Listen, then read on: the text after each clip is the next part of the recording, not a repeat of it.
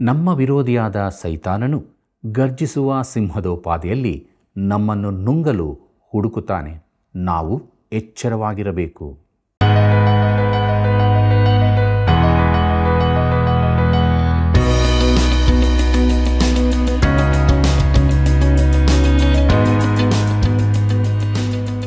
ಆತ್ಮೀಯ ಸಹೋದರ ಸಹೋದರಿಯರೇ, ನಿಮಗೆಲ್ಲರಿಗೂ ಹೃದಯಪೂರ್ವಕವಾದ ಪ್ರೀತಿಯ ವಂದನೆಗಳು. ದೇವರ ವಾಕ್ಯದಿಂದ ಆಶೀರ್ವಾದ ಹೊಂದಿ ನೀವು ಮಾಡಿದ ಅಮೂಲ್ಯವಾದ ಕಾರ್ಯಗಳಿಗಾಗಿ ಕೃತಜ್ಞತೆಗಳು. ಇಂದಿನ ಅಧ್ಯಯನದಲ್ಲಿ ಭಕ್ತನು ದಯೆಗಾಗಿ ಪ್ರಾರ್ಥಿಸುವುದು, ದೇವರ ಕರುಣೆ ನಮಗೆ ಅಗತ್ಯವಿದೆಯೋ ಎಂಬ ವಿಷಯಗಳನ್ನು ತಿಳಿದುಕೊಳ್ಳೋಣ. ಆದುದರಿಂದ ದೇವರ ಆತ್ಮನ ಹತೋಟಿಗೆ ನಮ್ಮನ್ನು ಒಪ್ಪಿಸಿಕೊಟ್ಟು ಪ್ರಾರ್ಥನಾ ಪೂರ್ವಕವಾಗಿ ನಮ್ಮ ಅಧ್ಯಯನವನ್ನು ಪ್ರಾರಂಭಿಸೋಣ. ನಿನ್ನ ಹೃದಯವನ್ನು ಬಹು ಜಾಗ್ರತೆಯಿಂದ ಕಾಪಾಡಿಕೋ, ಅದರೊಳಗಿಂದ ಜೀವಧಾರೆಗಳು ಹೊರಡುವವು. ಕರ್ತನಲ್ಲಿ ಪ್ರೀತಿಯುಳ್ಳ ಸಹೋದರ ಸಹೋದರಿಯರೇ, ನಮ್ಮ ರಕ್ಷಕನಾದ ಯೇಸು ಕ್ರಿಸ್ತನ ಅತಿ ಪರಿಶುದ್ಧವುಳ್ಳ ನಾಮದಲ್ಲಿ ನಿಮ್ಮೆಲ್ಲರಿಗೂ ನನ್ನ ಹೃದಯಪೂರ್ವಕವಾದ ಪ್ರೀತಿಯ ವಂದನೆಗಳು. ಪ್ರಿಯರೇ, ಸತ್ಯವೇದ ಅಧ್ಯಯನದಲ್ಲಿ 6ನೇ ಕೀರ್ತನೆಯನ್ನು ಧ್ಯಾನಿಸೋಣ. ಇದರ ಮುಖ್ಯ ಪ್ರಸ್ತಾಪ ದಯೆಗಾಗಿ ಪ್ರಾರ್ಥಿಸುವುದು ಎಂಬುದಾಗಿದೆ. ಪ್ರಿಯರೇ, ಈ ಕೀರ್ತನೆಯಲ್ಲಿನ ಮನುಷ್ಯನು ತನ್ನ ಸುತ್ತಲೂ ದುಷ್ಟತನವೇ ತುಂಬಿರುವುದನ್ನು ನೋಡುತ್ತಿದ್ದಾನೆ. ಅವನು ತನ್ನ ಹೃದಯವನ್ನು ನೋಡಿಕೊಂಡು ತಾನು ದೇವರೆದುರಿನಲ್ಲಿ ಪರಿಪೂರ್ಣವಾಗಿಲ್ಲವೆಂಬುದನ್ನು ತಿಳಿದುಕೊಂಡಿದ್ದಾನೆ. ಹಿಂದಿನ ಕೀರ್ತನೆಗಳು ಮುಂಜಾನೆಗೂ ಸಂಜೆಗೂ ಸಂಬಂಧಪಟ್ಟಿರುವುದಾದರೆ ಈ ಕೀರ್ತನೆಯು ಕರಾಳ ರಾತ್ರಿಗೆ ಸಂಬಂಧಪಟ್ಟದಾಗಿದೆ. ಪ್ರಧಾನ ಗಾಯಕನ ಕೀರ್ತನಾ ಸಂಗ್ರಹದಿಂದ ತೆಗೆದದ್ದು. ತಂತಿವಾದ್ಯದ ಮಂದ್ರ ಸ್ಥಾಯಿಯೊಡನೆ ಹಾಡತಕ್ಕದ್ದು ಎಂಬ ತಲೆಬರವಿರುತ್ತದೆ. ಮಂದರ ಸ್ಥಾಯಿ ಎಂಬ ಹೊಸ ಶಬ್ದ ಬಂದಿದೆ. ಇದು ಸಂಗೀತದ ಸ್ವರಕ್ಕೆ ಸಂಬಂಧಿಸಿದಾಗಿರುತ್ತದೆ ಮತ್ತು ನನ್ನ ತಿಳುವಳಿಕೆಯ ಪ್ರಕಾರ ಇದನ್ನು ಗಂಡಸರು ಮಾತ್ರ ಹಾಡತಕ್ಕದ್ದು. 5ನೇ ಕೀರ್ತನೆಯು ಶಾಪಗಳನ್ನು ಒಳಗೊಂಡದಾಗಿದೆ. 6ನೇ ಕೀರ್ತನೆಯು ಪಶ್ಚಾತ್ತಾಪದ ಕೀರ್ತನೆಯಾಗಿದೆ. ಇದರಲ್ಲಿ ಪಶ್ಚಾತ್ತಾಪದ ಕೂಗು ಇದೆ, ಕರುಣೆಗಾಗಿ ಬೇಡಿಕೆ ಇದೆ. ಕೀರ್ತನೆ 6 ಮೊದಲಿನ 4 ವಚನಗಳನ್ನು ಗಮನಿಸಿರಿ. ಅಲ್ಲಿ ನಾವು ಹೀಗೆ ನೋಡುತ್ತೇವೆ: ಯೆಹೋವನೇ, ಕೋಪದಿಂದ ನನ್ನನ್ನು ಶಿಕ್ಷಿಸಬೇಡ, ರೋಷದಿಂದ ದಂಡಿಸಬೇಡ. ಯೆಹೋವನೇ, ಕನಿಕರಿಸು, ನಾನು ನಿಶಕ್ತನಾಗಿ ಹೋಗಿದ್ದೇನೆ. ಯೆಹೋವನೇ, ವಾಸಿ ಮಾಡು, ನನ್ನ ಎಲುಬುಗಳೆಲ್ಲ ತತ್ತರಿಸುತ್ತದೆ, ನನ್ನ ಪ್ರಾಣವೂ ಸಹ ಬಹಳವಾಗಿ ತತ್ತರಿಸುತ್ತದೆ. ಯೆಹೋವನೇ, ಎಷ್ಟರವರೆಗೂ ನನ್ನ ಕೈಬಿಟ್ಟಿರುವಿ? ಯೆಹೋವನೇ, ಅಭಿಮುಖನಾಗಿ ನನ್ನನ್ನು ಬಿಡಿಸು, ನಿನ್ನ ಕೃಪೆಯ ನಿಮಿತ್ತವೇ ನನ್ನನ್ನು ರಕ್ಷಿಸು ಎಂಬುದಾಗಿ. ಪ್ರೀತಿಯುಳ್ಳ ದೇವಜನರೇ, ಕೀರ್ತನೆಗಾರನು ತನ್ನ ಸ್ವಂತ ಅಗತ್ಯತೆಯನ್ನು ಗಮನಿಸುತ್ತಾನೆ. ಹಾಗಾದಾಗ ಅವನಲ್ಲಿ ಪಶ್ಚಾತ್ತಾಪದ ವಿಶೇಷ ಕೂಗು ಹೊರಡುತ್ತದೆ. ಬಳಿಕ ಅವನ ಪಾಪದ ಅರಿಕೆಯೂ ಬರುತ್ತದೆ. ಕೀರ್ತನೆ 6 5ನೇ ವಚನದಿಂದ 7ನೇ ವಚನದವರೆಗೆ ಗಮನಿಸಿರಿ. ಅಲ್ಲಿ ಹೀಗೆ ಬರುತ್ತದೆ: ಮೃತರಿಗೆ ನಿನ್ನ ಜ್ಞಾಪಕವಿರುವುದಿಲ್ಲವಲ್ಲ, ಪಾತಾಳದಲ್ಲಿ ನಿನ್ನನ್ನು ಸ್ತುತಿಸುವವರು ಯಾರು? ನಾನು ನರನರಳಿ ದಣಿದಿದ್ದೇನೆ. ಪ್ರತಿ ರಾತ್ರಿಯೂ ನನ್ನ ಕಣ್ಣೀರಿನಿಂದ ಮಂಚವು ತೇಲಾಡುತ್ತದೆ, ಹಾಸಿಗೆಯು ಕಣ್ಣೀರಿನಿಂದ ನೆನೆದು ಹೋಗುತ್ತದೆ. ದುಃಖದಿಂದ ನನ್ನ ಕಣ್ಣು ಡೊಗರಾಯಿತು, ವಿರೋಧಿಗಳ ಬಾಧೆಯ ದೆಸೆಯಿಂದಲೇ ಮೊಬ್ಬಾಯಿತು ಎಂಬುದಾಗಿ. ಕರ್ತನಲ್ಲಿ ಪ್ರೀತಿಯುಳ್ಳ ಸಹೋದರ ಸಹೋದರಿಯರೇ, ಇಲ್ಲಿ ನಮಗೆ ದಾವೀದನ ಚಿತ್ರಣವೂ ಕರ್ತನಾದ ಯೇಸು ಕ್ರಿಸ್ತನ ಚಿತ್ರಣವೂ ಇದೆ. ಮಾತ್ರವಲ್ಲದೆ ಕಡೇ ದಿನಗಳಲ್ಲಿನ ಇಸ್ರಾಯೇಲ್ಯರ ಚಿತ್ರವೂ ಇದೆ. ಈಗ ಇರುವ ವಿಶ್ವಾಸಿಗಳ ನಿಮ್ಮ ಚಿತ್ರವೂ ಇರುತ್ತದೆ. ಎಷ್ಟೊಂದು ವಿಶೇಷ ಕೀರ್ತನೆ ಇದಾಗಿದೆ ನೋಡಿರಿ. ಕುಗ್ಗುವಿಕೆಯ ಆಳದಿಂದ ಹೊರಟ ಕನಿಕರಕ್ಕಾಗಿ ಬೇಡಿಕೊಂಡ ಕೂಗು ಇಲ್ಲಿದೆ. ಕರುಣೆ ಮಾತ್ರ ನಮ್ಮನ್ನು ರಕ್ಷಿಸಬಲ್ಲದು. ಹೊಸ ಒಡಂಬಡಿಕೆಯಲ್ಲಿ ದೇವರು ಕರುಣೆಯಲ್ಲಿ ಐಶ್ವರ್ಯವುಳ್ಳವನೆಂದು ತಿರುತಿರುಗಿ ಹೇಳಲ್ಪಟ್ಟಿದೆ. ನನಗಾಗಿ ಆತನು ತುಂಬ ಕರುಣೆಯನ್ನು ತೋರಿಸಬೇಕಾಯಿತು. ಆದರೂ ನಿನಗೆ ತೋರಿಸಬೇಕಾದಷ್ಟು ಕರುಣೆ ಆತನಲ್ಲಿದೆ. ನಮಗೆ ಆತನ ಕರುಣೆಯ ಅಗತ್ಯವಿದೆ. ಕರ್ತನಾದ ಯೇಸುವಿನ ಕುರಿತಾಗಿ ಯೆಶಾಯನ ಪ್ರವಾದನೆ ಗ್ರಂಥ 52ನೇ ಅಧ್ಯಾಯ 14ನೇ ವಚನದಲ್ಲಿ ಹೀಗೆ ಹೇಳಿದೆ: ಅವನ ಮುಖವು ಸಕಲ ಮನುಷ್ಯರ ಮುಖಕ್ಕಿಂತಲೂ, ಅವನ ರೂಪವು ಎಲ್ಲ ನರಜನ್ಮದವರ ರೂಪಕ್ಕಿಂತಲೂ ವಿಕಾರವಾಗಿರುವುದನ್ನು ನೋಡಿ ಎಂಬುದಾಗಿ. ಕೀರ್ತನೆ 69:3 ಹೀಗೆ ಹೇಳಿದೆ: ಮೊರೆಯಿಟ್ಟಿಟ್ಟು ಬೆಸತ್ತು ಹೋಗಿದ್ದೇನೆ, ಗಂಟಲು ಒಣಗಿ ಹೋಯಿತು, ನನ್ನ ದೇವರನ್ನು ನಿರೀಕ್ಷಿಸುತ್ತಾ ದೃಷ್ಟಿ ಮಂದವಾಯಿತು.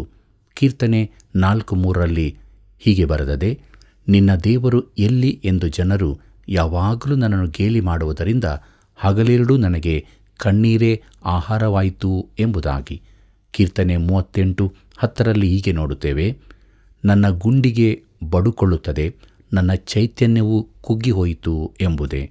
ಹಾಗೂ ಕೀರ್ತನೆ 88:9 ಕರ್ತನೆ ಹೇಳುತ್ತಾನೆ, ಬಾಧೆಯಿಂದ ನನ್ನ ಕಣ್ಣುಗಳು ಮೊಬ್ಬಾಗಿ ಹೋಗಿವೆ, ಯೆಹೋವನೇ ಹಗಲೆಲ್ಲ ಕೈಯೊಡ್ಡಿ ನಿನಗೆ ಮೊರೆಯಿಡುತ್ತೇನೆ ಎಂಬುದಾಗಿ. ಪ್ರೀತಿಯುಳ್ಳ ದೇವಜನರೇ, ನಾನು ಕೆಲವು ವಚನಗಳನ್ನು ಮಾತ್ರ ಕೊಟ್ಟಿದ್ದೇನೆ. ಈ ಎಲ್ಲ ಭಾಗಗಳಲ್ಲಿ ಕ್ರಿಸ್ತನ ಆತ್ಮನು ತನ್ನ ಮುಂದಿನ ಅವಮಾನದ ಕಾಲದಲ್ಲಿ ಅನುಭವಿಸಲಿರುವ ತನ್ನ ಸ್ವಂತ ಶ್ರಮೆ ಹಿಂಸೆಗಳನ್ನು ಪ್ರವಾದನ ರೂಪದಲ್ಲಿ ಹೇಳಿದ್ದಾನೆ. ಪ್ರಿಯರೇ, ಮಹಾಸಂಕಟ ಕಾಲದಲ್ಲಿ ಉಳಿಯುವ ಆತನ ಜನರಾದ ಇಸ್ರಾಯೇಲ್ಯರು ಕೂಡ ಹಿಂಸೆಯನ್ನು ದಾಟಿ ಹೋಗಲಿದ್ದಾರೆ. ಈ ದಿನಗಳಲ್ಲಿ ಅನೇಕ ದೇವಜನರು ಹಿಂಸೆಯನ್ನು ಅನುಭವಿಸುತ್ತಾ ಇದ್ದಾರೆ. ನಮಗಿರುವ ಆದರಣೆ ಎಂದರೆ ಆತನು ಕೂಡ ಅದನ್ನು ದಾಟಿ ಬಂದಿದ್ದಾನೆ. ಪ್ರೀತಿಯುಳ್ಳ ದೇವಜನರೇ, ಇದೆಲ್ಲವೂ ಕೂಡ ಆತನು ಅನುಭವಿಸಿದ, ದಾಟಿ ಬಂದ ಅನುಭವಗಳಾಗಿವೆ.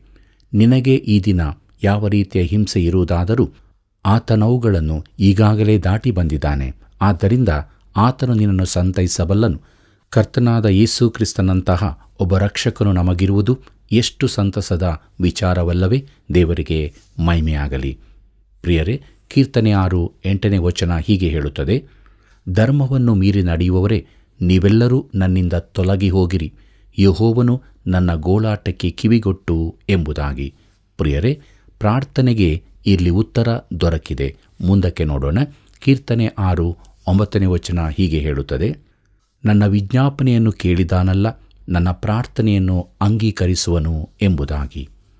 ಪ್ರೀತಿಯುಳ್ಳ ಸಹೋದರ ಸಹೋದರಿಯರೇ, ಕರ್ತನಾದ ಯೇಸುವಿನ ಕುರಿತಾಗಿ ಇಬ್ರಿಯರಿಗೆ ಬರೆದ ಪತ್ರಿಕೆ 5:7 ಹೀಗೆ ಹೇಳಿದೆ, ಕ್ರಿಸ್ತನು ತಾನು ಭೂಲೋಕದಲ್ಲಿದ್ದಾಗ ಮರಣಕ್ಕೆ ತಪ್ಪಿಸಿ ಕಾಪಾಡ ಶಕ್ತನಾಗಿರುವ ಆತನಿಗೆ ಬಹಳವಾಗಿ ಕೂಗುತ್ತಾ ಕಣ್ಣೀರನ್ನು ಸುರಿಸುತ್ತಾ ಪ್ರಾರ್ಥನೆ ವಿಜ್ಞಾಪನೆಗಳನ್ನು ಸಮರ್ಪಿಸಿ ದೇವರ ಮೇಲಣ ಭಯಭಕ್ತಿಯ ನಿಮಿತ್ತ ಕೇಳಲ್ಪಟ್ಟನು ಎಂಬುದಾಗಿ.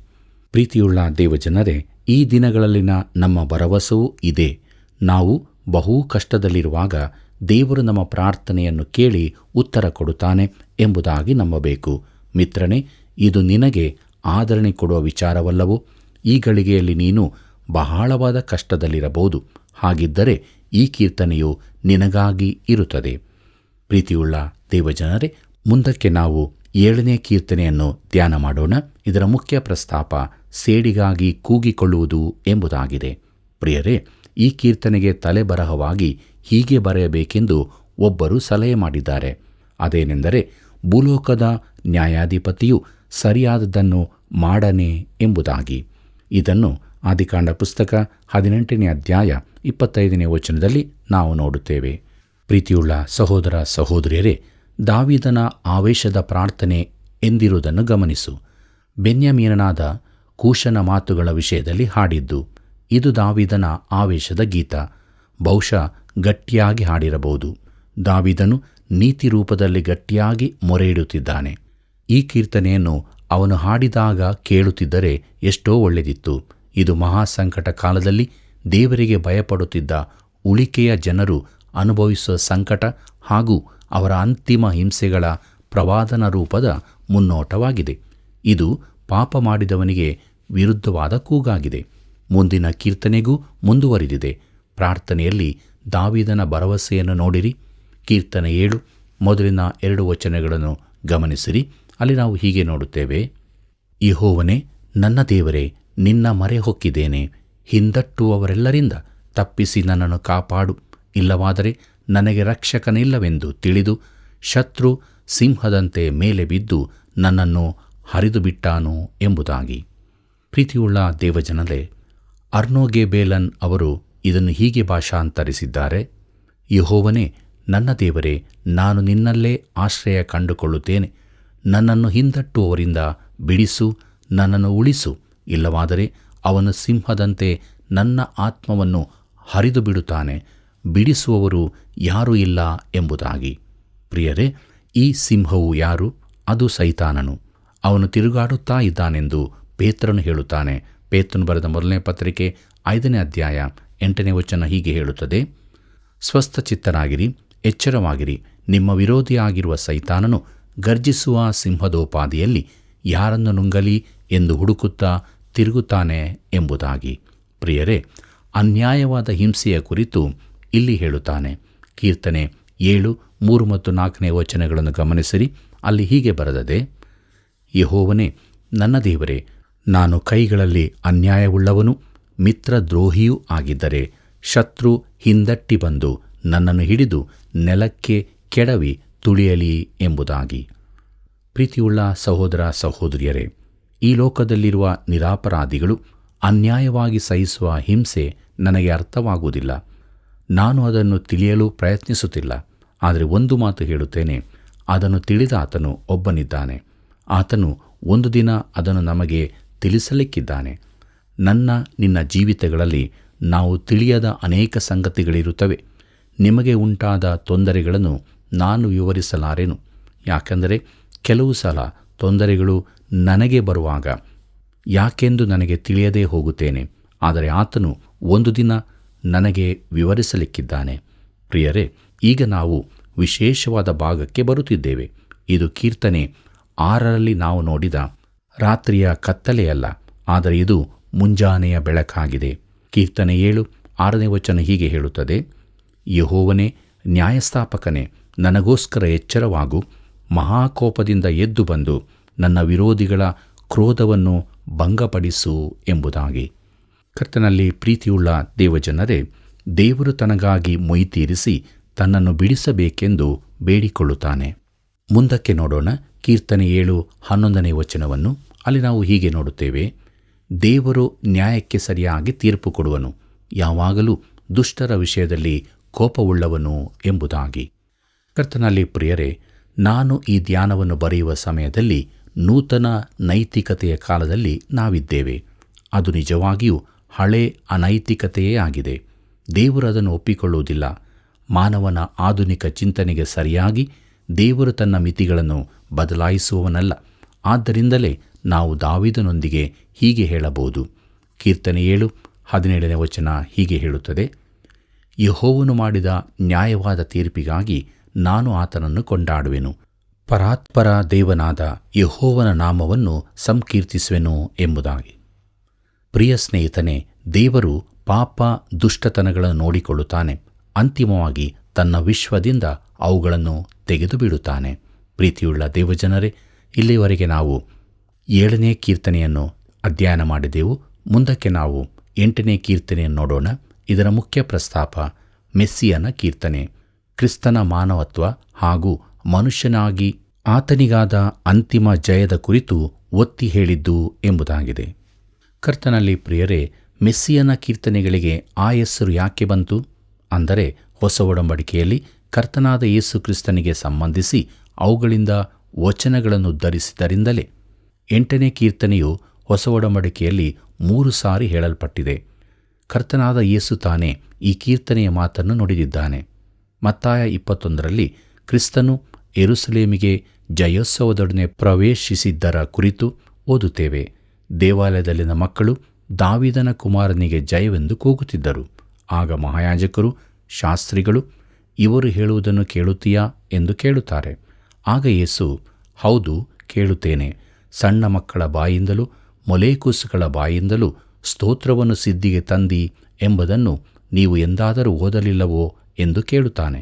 ಮತ್ತಾಯನ ಬರೆದ ಸುವಾರ್ತೆ 21ನೇ ಅಧ್ಯಾಯ 16ನೇ ವಚನದಲ್ಲಿ ಇದನ್ನು ನಾವು ಓದುತ್ತೇವೆ. ಪ್ರಿಯರೇ, ಆತನು ಕೀರ್ತನೆ 8:2 ಮಾತನ್ನು ಹೇಳುತ್ತಿದ್ದಾನೆ. ಶಾಸ್ತ್ರಿಗಳೂ ಫರಿಸಾಯರು ಶಾಸ್ತ್ರದಲ್ಲಿನ ಈ ಮಾತನ್ನು ಓದಿರುತ್ತಿದ್ದರೆ ಆ ಮಕ್ಕಳು ಯಾಕೆ ಹಾಗೆ ಹೇಳುತ್ತಿದ್ದರೆಂಬುದು ಅವರಿಗೆ ತಿಳಿಯುತ್ತಿತ್ತು. ಪ್ರೀತಿಯುಳ್ಳ ದೇವಜನರೇ, ಈ ಕೀರ್ತನೆಯಲ್ಲಿನ 2ನೇ ಮಾತು ಕೊರಿಂಥದವರಿಗೆ ಬರೆದಂಥ 1ನೇ ಪತ್ರಿಕೆ 15ನೇ ಅಧ್ಯಾಯ 27ರಲ್ಲಿ ಬರುತ್ತದೆ. ಅದೇನೆಂದರೆ, ನೀನು ಸೃಷ್ಟಿಸಿದ ಎಲ್ಲ ವಸ್ತುಗಳ ಮೇಲೆ ಪ್ರಭುತ್ವವನ್ನು ಅವನಿಗೆ ಅನುಗ್ರಹಿಸಿದ್ದಿ ಎಂಬುದಾಗಿ. ಕೀರ್ತನೆ 8:6ನೇ ವಚನದಲ್ಲಿ ಇದನ್ನು ನಾವು ನೋಡುತ್ತೇವೆ. ಪ್ರಿಯರೇ, ಈ ಕೀರ್ತನೆ ನಮ್ಮ ಈಗಿನ ದಿನಗಳಿಗೆ ಸಂಬಂಧಿಸಿದ್ದಲ್ಲ.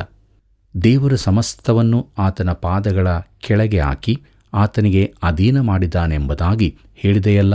ಸಮಸ್ತವೂ ಆತನಿಗೆ ಅಧೀನ ಮಾಡಲ್ಪಟ್ಟಿದೆ ಎಂದು ಹೇಳುವಾಗ ಸಮಸ್ತವನ್ನು ಅಧೀನ ಮಾಡಿಕೊಟ್ಟಾತನು ಅದರಲ್ಲಿ ಸೇರಲಿಲ್ಲವೆಂಬುದು ಸ್ಪಷ್ಟವಾಗಿದೆ ಎಂಬುದಾಗಿ. ಕೊರಿಂಥದವರಿಗೆ ಬರೆದ ಮೊದಲನೇ ಪತ್ರಿಕೆ 15ನೇ ಅಧ್ಯಾಯ 27ನೇ ವಚನದಲ್ಲಿ ಇದನ್ನು ನಾವು ಓದುತ್ತೇವೆ.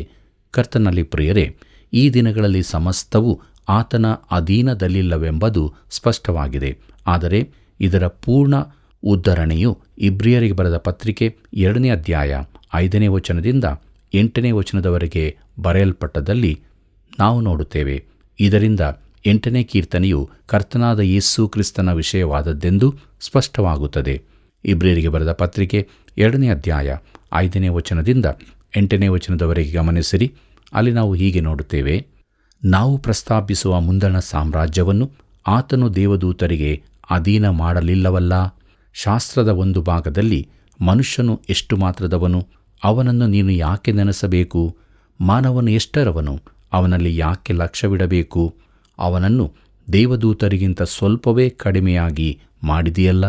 ಪ್ರಭಾವವನ್ನು ಮಾನವನ್ನು ಅವನಿಗೆ ಕಿರೀಟವಾಗಿ ಇಟ್ಟಿ ಎಲ್ಲವನ್ನೂ ಅವನ ಪಾದಗಳ ಕೆಳಗೆ ಹಾಕಿ ಅವನಿಗೆ ಅಧೀನ ಮಾಡಿದೆಯಲ್ಲವೇ ಎಂದು ಸ್ಪಷ್ಟವಾಗಿ ಹೇಳಿದನು. ಆತನು ಎಲ್ಲವನ್ನು ಮನುಷ್ಯನಿಗೆ ಅಧೀನ ಮಾಡಿದನೆಂಬುದರಲ್ಲಿ ಅವನಿಗೆ ಒಂದನ್ನಾದರೂ ಅಧೀನ ಮಾಡದೆ ಬಿಡಲಿಲ್ಲವೆಂದು ಹೇಳಿದ ಹಾಗಾಯಿತು. ಆದರೆ ಎಲ್ಲವೂ ಅವನಿಗೆ ಅಧೀನವಾಗಿರುವುದನ್ನು ನಾವು ಇನ್ನೂ ಕಾಣುವುದಿಲ್ಲ ಎಂಬುದಾಗಿ. ಪ್ರೀತಿಯುಳ್ಳ ದೇವಜನರೇ, ನಾವು ವಾಸ ಮಾಡುವ ಈ ಕಾಲದಲ್ಲಿ ಎಲ್ಲವೂ ಆತನ ಅಧೀನದಲ್ಲಿಲ್ಲವೆಂಬುದನ್ನು ಮತ್ತೊಮ್ಮೆ ನಮ್ಮ ಗಮನಕ್ಕೆ ತರಲಾಗಿದೆ. 8ನೇ ಕೀರ್ತನೆಯು ಭವಿಷ್ಯದ ಕುರಿತಾಗಿ ತಿಳಿಸುತ್ತದೆ.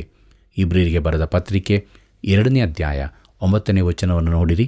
ಆದರೂ ದೇವದೂತರಿಗಿಂತ ಸ್ವಲ್ಪ ಕಡಿಮೆಯಾಗಿ ಮಾಡಲ್ಪಟ್ಟ ಒಬ್ಬಾತನು, ಅಂದರೆ ಯೇಸುವು, ಪ್ರಭಾವವನ್ನು ಮಾನವನ್ನು ಕಿರೀಟವಾಗಿ ಹೊಂದಿರುವುದನ್ನು ನಾವು ನೋಡುತ್ತೇವೆ. ಮೃತಪಟ್ಟದರಿಂದಲೇ ಮಾನ ಪ್ರಭಾವಗಳನ್ನು ಹೊಂದಿದನು. ಆತನು ದೇವರ ಕೃಪೆಯಿಂದ ಎಲ್ಲರಿಗೋಸ್ಕರ ಮರಣವನ್ನು ಅನುಭವಿಸಲೇಬೇಕಾಗಿತ್ತು ಎಂಬುದಾಗಿ. ಪ್ರಿಯರೇ, ಕೀರ್ತನೆ 8 ಯೇಸುವಿನ ಕುರಿತಾಗಿ ತಿಳಿಸುತ್ತದೆ. ಮೆಸ್ಸಿಯನ ಕೀರ್ತನೆಗಳಲ್ಲಿ 2ನೇದಾದ ಇದು ಹೀಗೆ ಪ್ರಾರಂಭವಾಗುತ್ತದೆ: ನಮ್ಮ ಕರ್ತನಾದ ಯೆಹೋವನೇ, ನಿನ್ನ ನಾಮವು ಭೂಲೋಕದಲ್ಲೆಲ್ಲ ಎಷ್ಟೋ ಮಹಿಮೆಯುಳ್ಳದ್ದು ಎಂಬುದಾಗಿ. ಅದು ಹೀಗೆ ಕೊನೆಗೊಳ್ಳುತ್ತದೆ: ನಿನ್ನ ನಾಮವು ಭೂಲೋಕದಲ್ಲೆಲ್ಲ ಮಹಿಮೆಯುಳ್ಳದ್ದು ಎಂಬುದಾಗಿ. ಪ್ರಿಯರೇ, ಇದು ನಾವು ವಾಸಿಸುತ್ತಿರುವ ಪ್ರಸ್ತುತ ಕಾಲದ ಕುರಿತಾಗಿ ಹೇಳುತ್ತಿಲ್ಲ. ಈ ದಿನಗಳಲ್ಲಿ ದೇವರ ನಾಮವು ಎತ್ತಲ್ಪಟ್ಟಿರುವುದಿಲ್ಲ.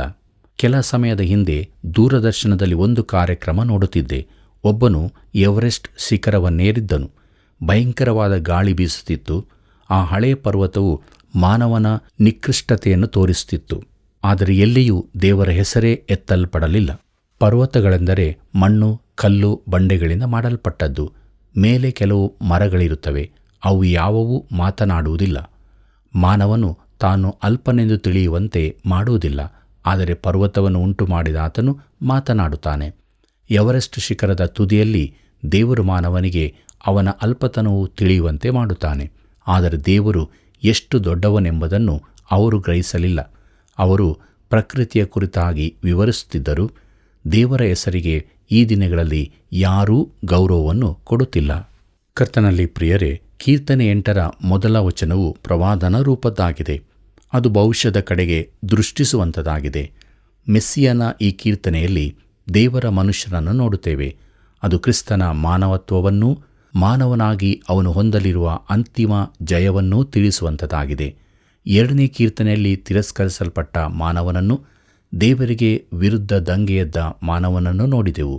8ನೇ ಕೀರ್ತನೆಯಲ್ಲಿ ಅದೇ ಮಾನವನು ಕೊನೆಯಲ್ಲಿ ಈ ಭೂಮಿಯ ಮೇರಣ ಹತೋಟಿಯನ್ನು ಹೊಂದುವುದನ್ನು, ಭೂಲೋಕದಲ್ಲೆಲ್ಲ ದೇವರ ನಾಮಕ್ಕೆ ಘನತೆಯುಂಟಾಗುವುದನ್ನು ನೋಡುತ್ತೇವೆ. ಕರ್ತನಲ್ಲಿ ಪ್ರಿಯರೇ, ಈ ಕೀರ್ತನೆಯು ಪ್ರಧಾನ ಗಾಯಕನ ಕೀರ್ತನಾ ಸಂಗ್ರಹದಿಂದ ತೆಗೆದದ್ದು. ಗಿತ್ತಿಯ ರಾಗಕ್ಕೆ ಸರಿಹೊಂದುವಂಥದ್ದೆಂದು ಬರೆದದೆ. 81 ಹಾಗೂ 84ನೇ ಕೀರ್ತನೆಗಳು ಗಿತ್ತಿಯ ರಾಗಕ್ಕೆ ಹೊಂದುವಂಥವುಗಳೇ. ಇದರ ಅರ್ಥವೇನು? ಗಿತ್ತಿಯ ಎಂದರೆ ಒಂದು ವಿಧದ ಸಂಗೀತೋಪಕರಣವೆಂದು ಹೇಳಲಾಗುತ್ತದೆ. ಕಿನ್ನರಿಯ ಹೋಲಿಕೆಯದ್ದು. ಒಬ್ಬ ಯಹೂದಿ ಪಂಡಿತರು ಈ ಶಬ್ದ ಗತ್ ಎಂಬ ಮೂಲದಿಂದ ಬಂದದ್ದು ಎಂದು ಹೇಳುತ್ತಾರೆ. ಅದು ಗತ್ ಪ್ರದೇಶದ ಒಂದು ಸಂಗೀತೋಪಕರಣವಾಗಿತ್ತು. ದಾವೀದನು ಸೌಲನಿಂದ ಬೆನ್ನಟ್ಟಲ್ಪಟ್ಟು ಓಡುವಾಗ ಗತ್ ಊರಿನಲ್ಲಿ ಆಶ್ರಯ ಪಡೆದಿದ್ದನು.